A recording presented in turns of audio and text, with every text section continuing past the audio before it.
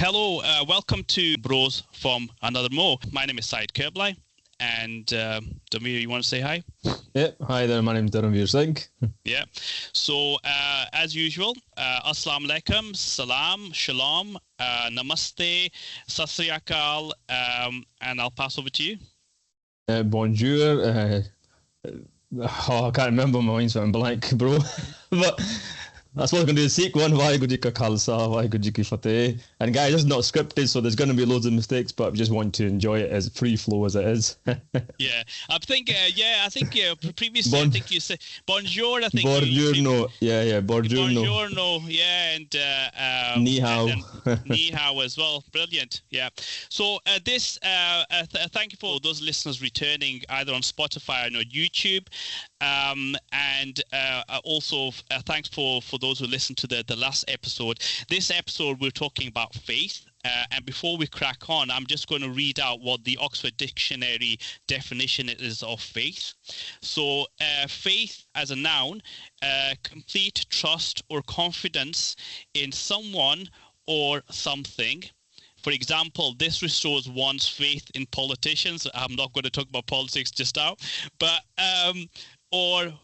it could be a strong belief in doctrines of a religion based on spiritual conviction rather than proof.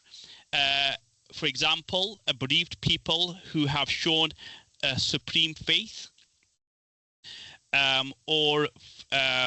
We could also have, for example, the Christian faith, or a strongly held belief, men who with strong political faiths. Again, I don't want to talk about politics, to be honest. And there's a kind of explanation as well, which is said to express surprise or emphasis. And there's an example of that, which is a faith. I was shown the door myself and came home or into the light. And also I'm going to talk about the origins. So the Latin origin is fidus, which Old French is feed, and then the English, Middle English is faith. Okay. Also, there's a phrase which is be loyal. For example, I would ask the fans to keep the faith with us, and those who support football teams will kind of relate to that. Anyway, that's enough of the definitions. Any of that stuff strikes a chord with you, Dharamveer? Yeah, it does. It really does. I never actually looked at the Oxford Dictionary or what the actual definition of faith is, but it's quite interesting. So I have learned something from that today as well myself. There you go. Every day's a school day, though, isn't it? 100%. Yeah. But brother, we've over the 6 years, shall we say, that we've known each other. We've had many conversations either in our work building, in the restaurant, in the stairwell, or on the phone, or on Teams and stuff. So many communications. And so we've talked about faith. And I think because in future podcasts, we're all going to be talking about religion. So I'm going to try to keep too much away from religion. But there is an element of that, because obviously you're a man of faith. I'm a man of faith, but you're also a man of religion as well. We've had these discussions before, and, it's important to separate those for as the Oxford Dictionary definitions are. And, do you have a feeling from our last conversations, the difference between faith and being religious? Yeah, I think everybody belongs to a faith in some way or another, whether you believe in something or not. I think everybody has faith because you have faith in yourself, and that's the main thing. So I think some people forget that everybody has a faith. And I say, yeah, religion's more something where you have picked a, scripture that's going to guide you through life. So that's what I say the difference is. But I think having faith in yourself is very important to survive in a society. And I think, again, people who think otherwise is maybe not thinking about it too much. Where I think religion is that guidance where you pick a faith, whether it's Guru Granth Sahib, the Quran, or the Bible, or Bhagavad Gita. I think then that's when you're part of a religion where you've chosen those scriptures to guide you through life. Mm-hmm. Yeah, no, I would definitely agree with that, because it's, again, I don't want to go too much heavily on religion, but I'm just using this as an example, where, I don't know if you've come across this in your community. I've definitely come across in my community and other communities, is that sometimes people are too busy trying to get the merits or demerits of the tick box exercise. Oh, I'm going to pray 5 times a day, and and then the rest of the week I'm going to go and be not very good human being, and then come back again at the weekend, and then I've done the tick boxes. I've fulfilled my religious or legal obligation within the religion. But talking about faith, and I think we've talked about this before, is for me, I have, Islam has 5 pillars and stuff. And, most of the religions are based on good faith principles. Like, I think we talked about this before, charity, compassion, empathy, integrity, even leadership and stuff as well. So what do you think about that? And I know we've had these conversations before.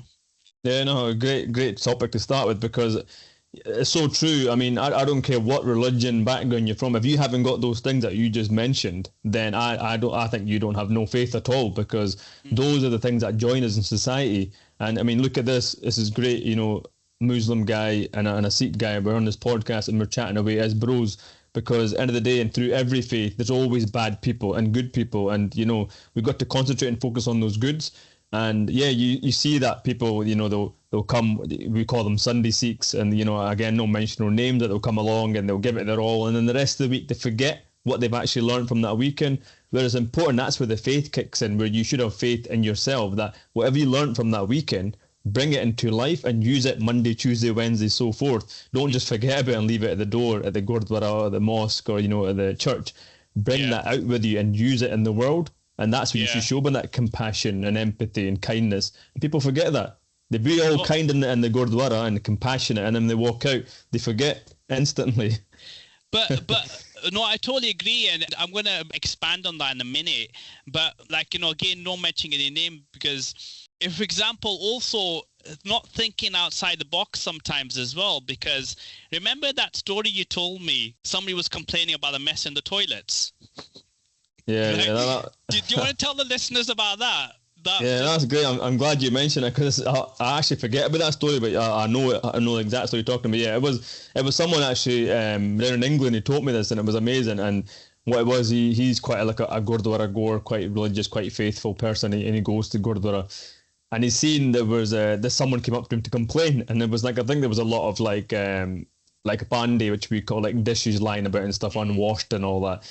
And there were some things lying on the floor as well, like spoons and cutlery and things.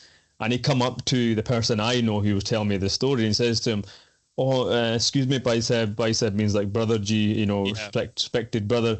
And he says, there's so much mess in the Gurdwara. It's like there's spoons lying about and everywhere. And, the uncle that taught me this, he's quite a funny character as well, but also very, serious about his faith. And he says, oh, really? Is that right? He goes, well, if it is, why don't you pick it up? Because that's part of Seva, selfless service. And his face just changed colour.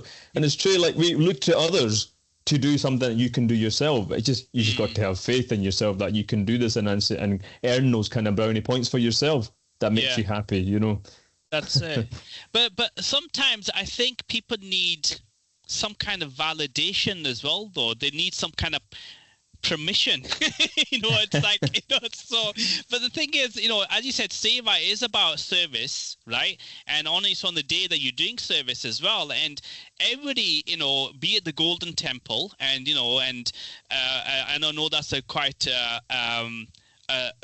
an important mentioned just now, considering the 40 years of the massacre, at the temple.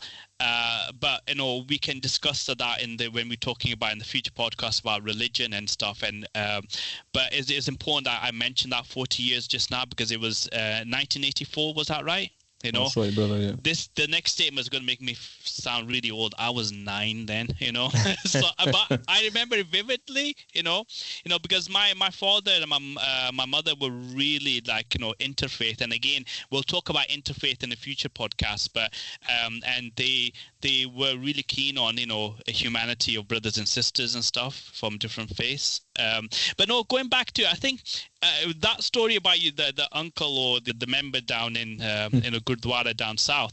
But I'm sure you told me about a story in the Leith Gurdwara where we call them aunties, you know, with respect. You know, they're not our direct aunties, but with respect, we call them aunties.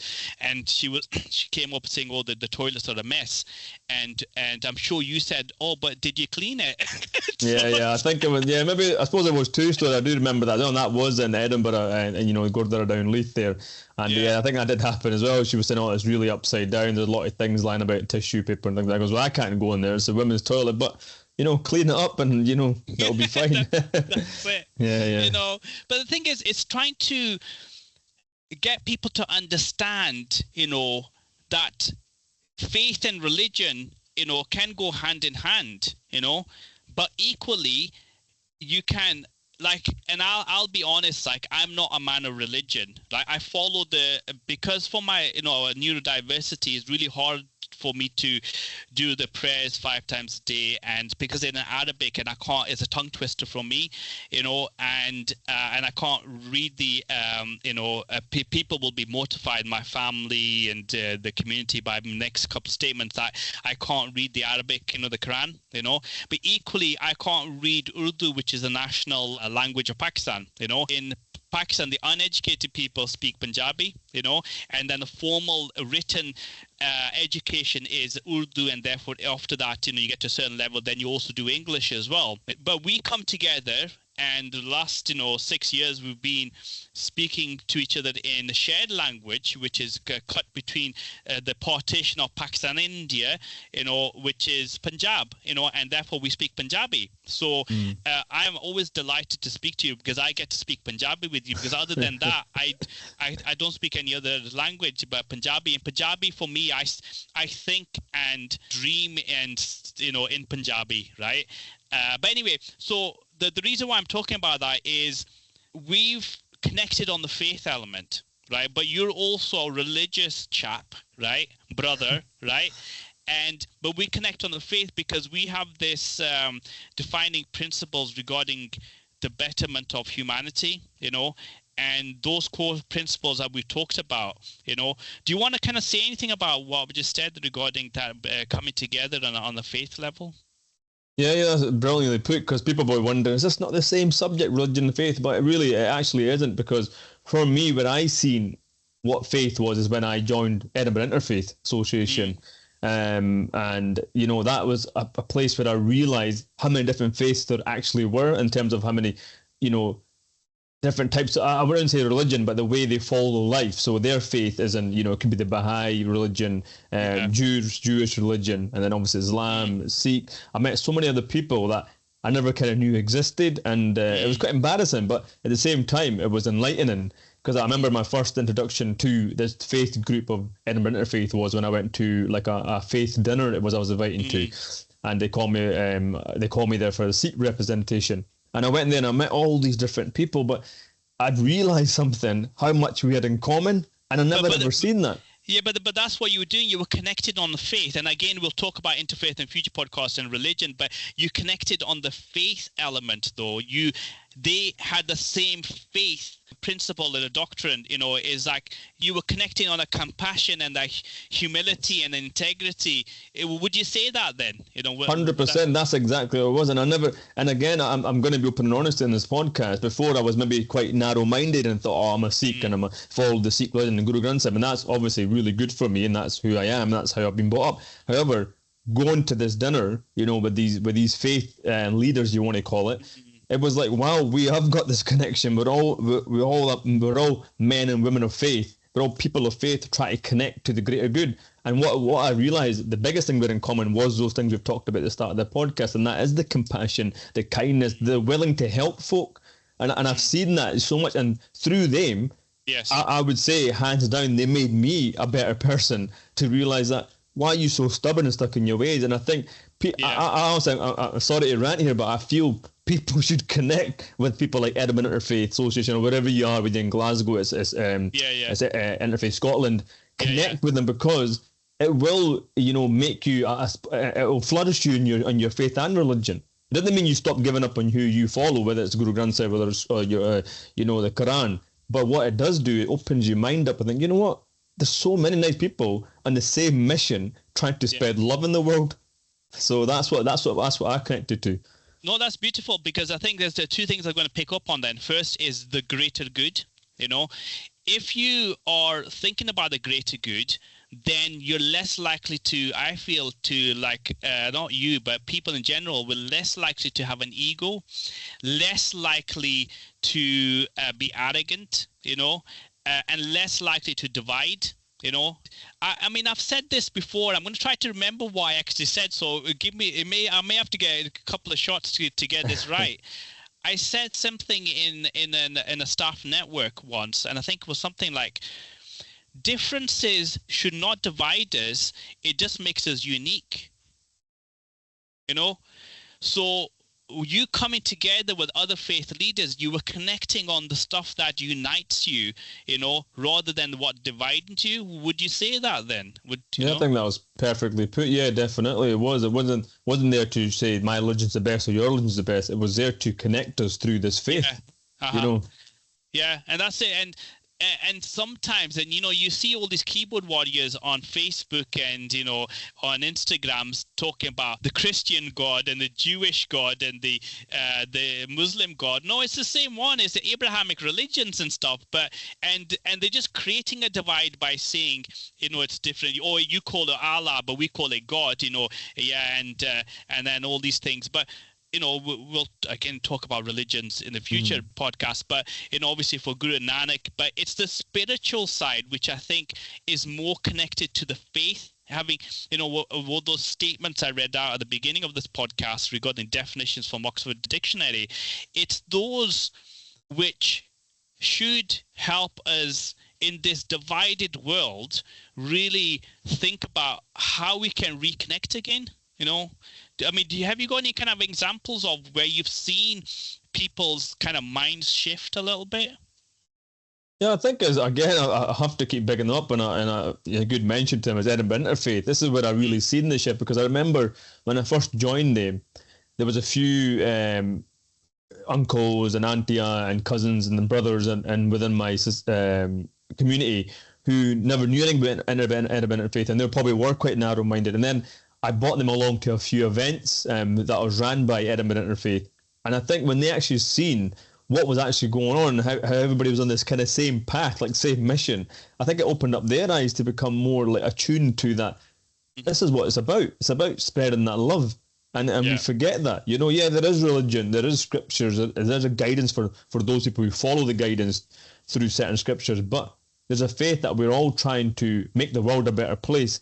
And if everybody just had it, were like exposed to that. If everybody was exposed to that, I think the world would be a better place. We wouldn't have these egos where these wars are going on at the moment, because that's where it all comes from. Like you just said earlier, you follow Allah, I follow God. Well, hello, Allah is God. They're the the entity that we call Vaheguru. They're the connection that we want in life. So because they don't know that, because they're not stepping out of that circle. They're stuck within a circle. And that's the trouble. Step out your comfort zone a little bit, Definitely, and it could be a circle, it could be as a comfort zone, a bubble, even in some cases as well. And but again, we'll talk about interfaith in the next podcast. But I think that's really quite key. But it's about uniting us, because these things that are happening in the world is because people are being divided, and then dehumanized, and so much so that being equated to animals, but not even worse than that, they will be into insects, and that they could be stomped on and stuff, But again, what happens is it's dehumanizing, but what we think about talking about faith is about making us a brotherhood or sisterhood of humanity. And it's good that you've you've taken other members along, and that's how you've been doing it, and that's what we need to do more of. And again, we can talk about your work with the school visits and stuff, and in a bit more detail in the next podcast, and and your interfaith panels and whatnot as well. Let's say call them behaviors, right? About behaviors in faith, right? Okay, and in some cases in a work environment, maybe classed as a competency, right? So like in a work environment, shall we say, we've got like 101 ways to measure performance, right? But we don't have many metrics to measure trust, right?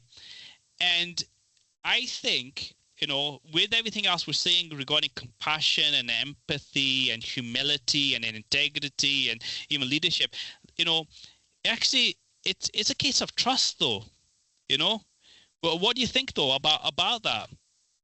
Yeah, I never thought about that, to be honest, because how do you measure trust, though? Like, what would be the tool you think that could be used in a workplace to measure trust? Because I do think it's missing. You're right. Because we tend to go so high level, we forget about the kind of just that foundation level where it is a trust. And I think some people forget about that, and then they concentrate so much on the other stuff, and that gets pushed to the side. But I'm not sure what tool you would use to kind of measure that trust. Yeah, but so I'm using that kind of work example. Now I'm going to bring it back into the faith. So for me, the metrics regarding if somebody has faith, or they're just doing it as a tick box exercise for, they're going to get to heaven, they don't want to get to hell, but then they don't realize that, if they're just a weekend worshiper, they're undoing it for the rest of the week if they're not being a good human being, right? And so for me, the metrics of trust in those cases would be compassion, charity, humility, integrity, and kind of a leadership principles. And the amount of work that you do, is everybody says they're too busy, right? Okay. But if you leave it for somebody else, then nothing's going to change in the world. So you got to have faith. That, for me, that's also having faith as well, though. Do you not think? Yeah. Reminds me of a song, that. But yeah, you got to, you got to have faith. And you know what? It's something you just said that really just touched me, is that, like coming back just ever so slightly, when we go, to a place of worship, for me, the Gurdwara, and what we learn that, that Sunday, we should be taking it with us, because I'm not going to lie, and I think this is important that we are open and honest in this podcast, and hopefully that people will see that we're not just making this up and, and making up lies. Like for me, I sometimes struggle mentally to see that when I see people of faith, whether it's I will say my own faith in terms of the Sikh faith, because that's most people I tend to day-to-day communicate with at the Gurdwara and stuff. And I feel like, are you actually expressing yourself truly in terms of, from that, you're talking about the tool of kindness, compassion, and and I say this in talks when I'm in the Gurdwara as well. And are you actually expressing this and actually bringing it out into the world? Because sometimes I don't see it and I feel really let down by it. I think, then what is the point? Sometimes I question myself. I feel really down and think, what is the point if you're not actually implementing these things that most scriptures do actually talk about? Yeah. No, I totally agree. And it's like, sometimes I also feel like, with community stigmas like mental health, right, is because sometimes people don't actually have faith, right? And therefore in COVID, I can't believe I'm talking about COVID, but is in COVID, the people that struggled before, they didn't have a strong sense of faith to, get you through the bad times. Because there's a saying, though, if you're going through hell, keep going, meaning that you will get through the other side, right? Yeah. Okay, but if you don't have faith, then you're just going to be stuck in the 7 levels of hell. That you need some kind of trigger to pull you out, So what do you think then regarding mental health and having a faith to something to believe in? It doesn't need to be religion, but it could be a football team, it could be anything, but a faith of some kind. I think definitely touching on that subject of COVID, you for me, I don't know, you needed a faith, and this again brings nicely into this podcast because for me, having a faith at that time, I think without that I would have been destroyed, because where my faith came in touch was, and again I have to touch on interfaith, was because I was talking to you and who had that empathy and compassion and kindness, and you were getting me out of some sticky situations in my mind. I was speaking to one of my really good friends in Luton, who's not in Luton anymore, but he's from Luton, and a Sikh, a lad, and he was really helping me through getting out sticky situations in terms of mentally. So, like, you see, I was using my faith tactics to tune into people who are other people's of faith as well. And I think without that, I could have struggled because, to be honest with you, everybody was struggling in their own way. But having those coping mechanisms of reaching out to you, reaching out to my friend in England, it really, really helped me. Because I would say through COVID, and I know you don't like being praised, but those two folk, including yourself, were the people that got me through that hard time, including my family, by the way, definitely. My wife was very strong. She's obviously a person of faith, and she was really strong through COVID, and really used to say to me, come on, you'll be fine, don't worry, this time will pass, and things like that. And that really did help me as well. But yeah, I had to mention it because I think without a faith, I would have just sat there and think, who do I reach out to here? Who do I call? Well, because I've met you guys through faith, my friend down in England, yourself through work, I realised I've got these guys to reach out to. But imagine not having that. You would literally shut down, turn the laptop off, and get in your bed, and really, just collapse and try to shut down, basically. Yeah. No. Firstly, thank you for I can't even saying. Give me a compliment there. I can't even say the word. You probably see my face has gone same color as my cap, which is red. It's funny enough. I've got mine T-shirt on because that also kind of reminded me. These are my triggers to remember the different things because this is unscripted, so I just need to, But I think it's very important what you said there because we need something to get us out of bed in the morning. Other than that, especially with the mental health and the difficulties that people face in COVID, post-COVID, and then just daily lives, financial crisis, cost of living, all these things, there's something in it for me regarding faith and communities is if you're going to leave it to somebody else, be a cleaner or somebody else, then if we think about humanity like that, then we're never going to go forward. We're not going to be united to go forward. We're just going to create more divisions. Or it's somebody else's job. Because I personally think by, giving that, having a faith of, giving time to other people and get that empathy and compassion and stuff also fills up our cup as well, and makes us stronger in our faith that we actually can change the world. We're not going to do it overnight, but we'll change it one person at a time. So any thoughts on that? Yeah, it's true.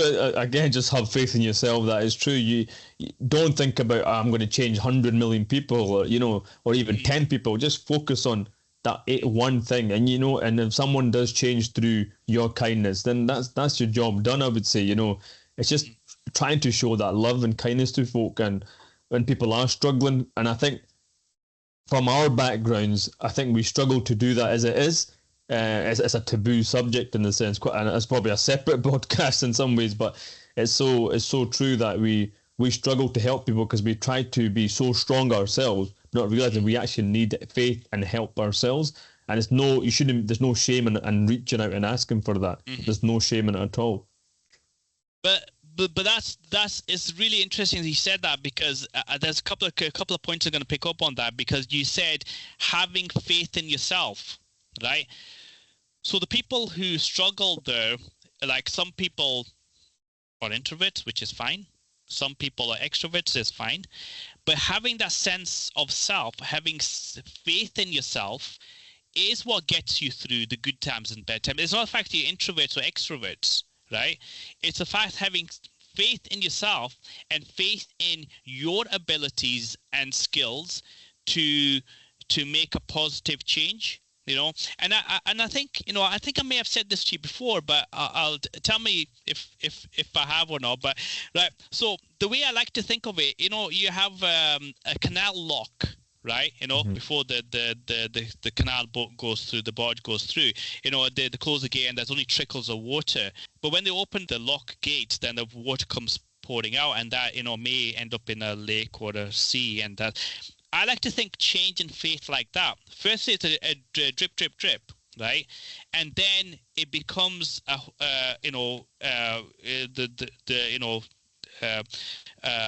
nice stream of water, and then hitting a bigger body of water. It's and then becomes a tsunami of change, right? Mm-hmm. And on the other side is if you just go to an ocean and just drop a little drop of ink into the water, that may not make a big difference. But as we know, if there's a whole oil slick going on, that's a bad metaphor. But the same can be said regarding change. For example, if there is an oil slick, and they are trying to clean it up, the benefit that will have to all sea creatures, and so I like to think of humanity like that, the whole kind of fishbowl, the whole ecosystem. But you got to start from somewhere, though. Yeah, I don't know if I've mentioned that, and mixed metaphor analogy, whatever you want to call it. But so what do you think of that in regarding our conversations regarding faith then? I don't think I have heard that from you, but it's a good analogy or metaphor, because it makes sense. I get where you're coming from, which I think just leads me on to this, is that I think the biggest issue is, in order to be that drop, because we talk about this in our scriptures as well, about being that drop. So there's a big old vast ocean, obviously, and sometimes people feel like, is there any point? But at the end of the day, that little drop does make a difference, and eventually you merge back in with the ocean, and that's our mission, to merge back with Vaheguru, merge back with God. And the thing is, I think one of the biggest issues we have in life is that little drop, because it's so small, amongst that drop, let's look at another analogy, is the ocean now at the moment. So I'll say it's like Gulladjog at the moment. So Gulladjog meaning we're living in bad times. And if you can't see that drop amongst all that badness, it's very difficult to connect to something these days. Although there's so much goodness out there, it's almost hidden away. So all we can see is this badness, and people love bad. This is the trouble. People love connecting, and it's quicker to connect to the badness as well. And I feel unless you're, it comes back to this thing about having faith in yourself and realize if you just tap into those little things, it will open up again. So all the big ocean of badness will turn into a big ocean of goodness. It's just trying to tap into it. but that is quite interesting, though, and I'm going to pick up on a couple of points there. So you and I, because we have faith, we automatically look at those single drops rather than the oil slick or the whole mess that's created. So that's for me, that's my hook, line, and sinker. So I could use another analogy regarding fish, but no, that's me. That's what hooks me in, because if I can make one change to myself or help somebody else, then that has a snowball effect. I'm going on a different analogy now. It has a snowball effect, and it's similar like customer service, shall we say. They say that if you have bad customer service, that one person will tell 5 people, that 5 people will tell 10 people, those 10 people will tell 50 people, and then, your business is ruined. But sometimes business owners either don't care, or they just bring, we all know some businessmen like that who are just looking to rake in the money and stuff, So using that kind of thing is, I think it's also known as paying it forward. I'm sure that's a movie with and I won't name the actor because he's had some interesting past experiences which I'm not going to go into. But yeah, so it's about paying it forward and looking for the good in people rather than the bad in people. Would you agree? Yeah, that's true, because we tend to do that, and and that comes back to not giving someone a chance, an opportunity to change. But I think this is what I feel, my personal opinion is, that I just see there's so much badness going on. People are struggling just to find the good. And that brings me that slightly going back again, was you were talking about bringing out your, the compassion, empathy, kindness into the world from what we learned at the weekend. people are even struggling to do that is because there's so much like corruption going on, whether that's through social media, TV, on your phone, and the circles that you roll with. There's so much badness that people actually find it hard to tune into those little drops that you mentioned there, because they just can't. They're struggling, and I think to break away from that is a mission and a half. And this is what I feel like I'm not saying I'm perfect, totally not. I'm nowhere near perfect, but I'm trying. And I think that's all we can do. But people what I witnessed, people have stopped trying. Is like, I've even heard people coming out their mouth saying, like, you know what, forget it, Chudbury means forget about it. I can't be bothered with this. Forget about it. Because they're struggling, because there's so much corruption in the world. But it's interesting that we mentioned social media, because obviously we're on Spotify and YouTube, and you're on Instagram, and you're on all the different TikToks and stuff like that. But you're using it for good, right? So, but there's a lot of people using it for bad, for spreading more division, keyboard warriors and all that type of thing. But, so the social media is a good tool, but people are misusing it. And that's why, the whole point of this podcast, as my brother from another mother, was to kind of redress some balance. And again, we're just a drop in the ocean. I know there's other good people out there who are trying to do similar with their podcasts, and they're talking about really important subjects like mental health, which is so important, and breaking the taboos and various stigmas, as well as these divisions have been caused. Shall we talk a little bit about kind of just touch on about mental health? And I know for my community, it's a bit of a stigma. You don't really talk about it. They're saying, "Oh, Pagalo, he's gone crazy," or he's got a bit of voodoo. Let's exercise the demons, And so, what do you think about that then? Yeah. I mean, this is probably again lack of faith. And I think this comes down to, again, this ties in very nicely about what I talked about again before. I'm always going to keep pulling back from before, because we touched on that. If we don't expose ourselves to different faiths or different walks of life, because I know people who have only went to, for example, the one Gurdwara since they've been born. And because they haven't stepped out of that circle, that square, that bubble, then they don't know that. All they know is just one thing. So on that subject, it's true, is like, I'm sure in your culture you see this, where someone sneezes, and I don't know if they all sit back down so they don't go out. I'm not sure if that's because in our culture there is some of that. All right. So, no, in our culture, and I'm talking about my culture, which is mostly South Asian but more kind of Pakistan side, and you're obviously, your heritage is India. But it was, before partition, it was all one big, India. But what we do is, when somebody sneezes, this is a nice thing. When somebody sneezes, they say, "Oh, somebody's remembered you." That's what the sneeze is. Oh, I think I've heard that. Heard that. So I like that better. Oh, well, ours is like, sit down, because something bad might happen if you leave the house just now. And people still do it today. But no, I think, like, we could talk about this in future. Do you think that's connected to early scriptures where they were trying to do preventative health? Maybe that they probably think if you go out, you're going to spread the germs about. If you got potentially you're beginning to get something, I think it actually came from things like, like superstition, for example, and this is all connected by that, and I'll connect this in a minute. It's like, what it is? Again, lack of faith, lack of faith in yourself and understanding the better good. And what it is, I think what has happened in the past is someone sneezed, went outside and maybe got hit by a bus or something, and then what they've done is connected the two dots, even though they don't connect, and says, you know what, because he got up straight away, this is why that that accident happened. But the reality is that was just a freak accident. It was a coincidence. So they've connected those two things and thought, if someone sneezes, sit down for a moment, take a breather, and then leave your house in a minute's time. And there's no logic in that. I always go against these things. So and I've always been hated from my mum and dad. They always shout at me. So if someone sneezes, I run out the door. Purposely run out. Well, but I think without getting hit by a bus or a car and stuff, I still think, in the public health message would be, if you've got a cold or you've got symptoms of a cold, don't go out because you're going to spread it. So you best to go sit down and chill out until you're better before you then go out. And I think for me that makes more logical sense, Yeah. But bro, come on, you think Asians would worry about anybody's side? If they need to go out, they'll go out.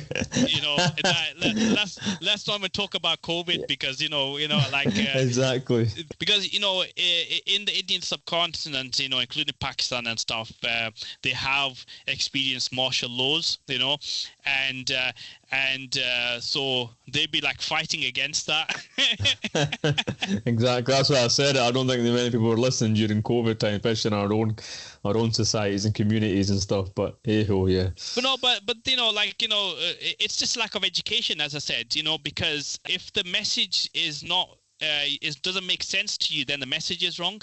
If they did eventually, get the message that actually you're supposed to stay in your home and you stay in your family unit or bubble because you're not going to spread it and stuff. So, but we won't go too much about that because we don't want to go too much off topic. And I'm just quite conscious of time and stuff as well. So faith, as we've discussed throughout this, could be a number of things. Faith in yourself, faith in your community, faith in your friends and family, faith in a football team, faith or no faith in, that's the problem, losing faith in politicians. And again, I'm not going to go too much on that, considering, it's kind of election time. Because I'm sure people sick about it already listening to the. But by the way, I love politics, so it's like I'm in a happy place. So I'm kind of dissecting all the different policies that they're all coming out with, and you can tell who they're just But sometimes, even with those things, and I'm not going too much here, you can see sometimes you can tell they actually believe what they're saying, or it's totally they're just pushing an agenda. Talking about that, and in communities about pushing agendas, and if we start from those important things, as we said, kindness, empathy, compassion, humility, especially humility, then we hopefully can make those good, sustainable, long-term changes that we both kind of aspire to. Is that how you don't feel though about those things?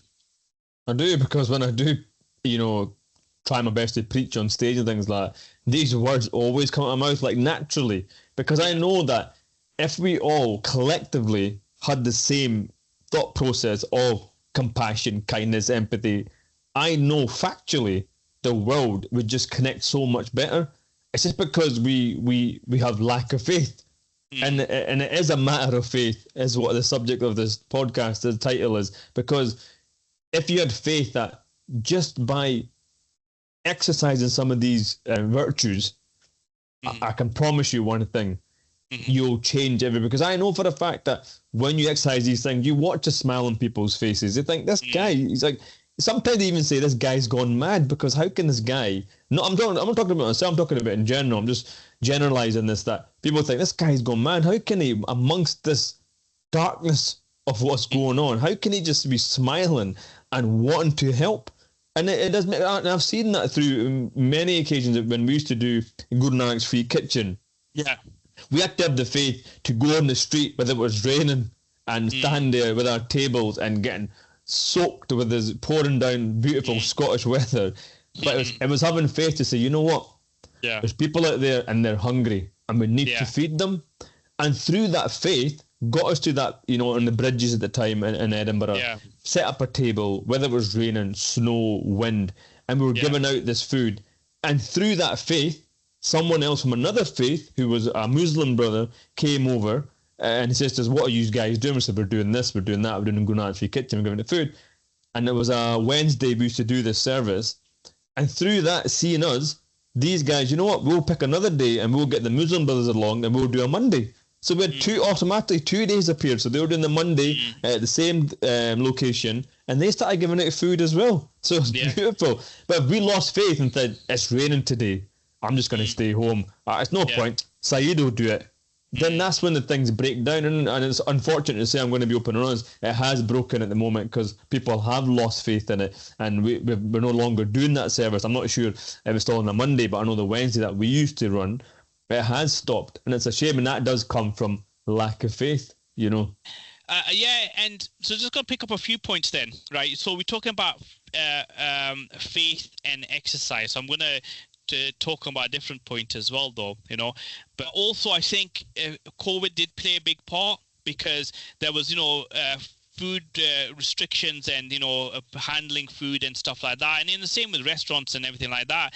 So I think all those good processes you and the other brothers in the different faiths, had done, and all the different people who were had the faith and the energy to do those things have now fallen down as base. But sorry, I like to quote movies, right? So have you seen the film Field of Dreams with Kevin Costner?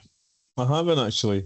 Okay, right. I won't go too much away, but anyway, he's trying to get, I really don't want to give too much of the story away, so please watch it. It's a film, I think it's from the 80s, and no, I think it might even be the 90s. But anyway, it's called Field of Dreams. Anyway, one of the characters, and I won't say who it is, says to the Kevin Costner character, "If you build it, they will come." So if you build the faith in a project, if you build faith in you and your trust in you, if you build it, and I know, like any idea that you come up with, brother, and I will help you deliver it. Everything that we've spoken about, we've delivered, so you just need to give me an idea and I'll help you deliver it. And, because I always use that principle of faith as well, and design is if you believe in 100%, you believe in yourself, you believe in your skills, you trust the other person, like I trust you to the moon and the sun and back, and we can deliver it. But going back to faith and trust, and another shout out to Rebel PT, to Tom and Alice, the co-founders. I have trust in them. I've always believed in their cause. Their cause wasn't to make money. It was to better health and well-being in communities, having a sense of community within the group, meeting up for teas and coffees, going for hill walks. I've done surfing with them, skiing with them. Absolutely brilliant. You're creating a community. And if you have community, they're your friends. And actually, they're, your family in humanity as well, though, So everything I've just said there, then, how does that resonate with you? Yeah, I like the whole family aspect because I feel like I've got a huge family through the Sikh community, but also the interfaith community, because without them, like honestly, sometimes I would have struggled, to learn a bit myself, because it was through them going to, these events where I felt like this is my family. They were really supporting me, like again, recognizing this guy has got a skill, or he's got something to give to the community, and they tweet that out of me, and that was amazing. So that's why I feel the family aspect is so important. You can have a huge family, just you need to have faith in it. Yeah, no, I totally agree. And I think that's it, though. You're my brother from another mother. That's an example of that, because we have faith. We have faith in what you're doing. I have faith in you, 100% faith in you. It's nearly time to wrap up. And I just need to be having faith in people. So I'm going to shout out. I've always shout out Rebel PT and Alice and Tom as co-founders, and always welcome that support. Tom gave me some feedback. Alice did as well. So based on that, I'm going to finish on there. The feedback was our thank yous as well. So thank you to them, and also to Liam Bailey, who helped out with the last podcast, and we're hopefully going to get Liam to get more involved in future podcasts and behind the scenes as we started. So shukriya, thank you, and Mangetak, which is I think is Danish. Any other thank yous in any other languages that you know? Yeah, Punjabi, Tanwad, or Shishi in Chinese. And yeah, I think that's it. Thank you. Well, no, thanks for the listeners for on Spotify and YouTube, and those who have coming back to listen to episode 2 here. So thank you for listening. I'm Syed Kirblai, and we're brothers from another mother, or bros from another mo, and you are Dharamveer Singh, and thank you for listening.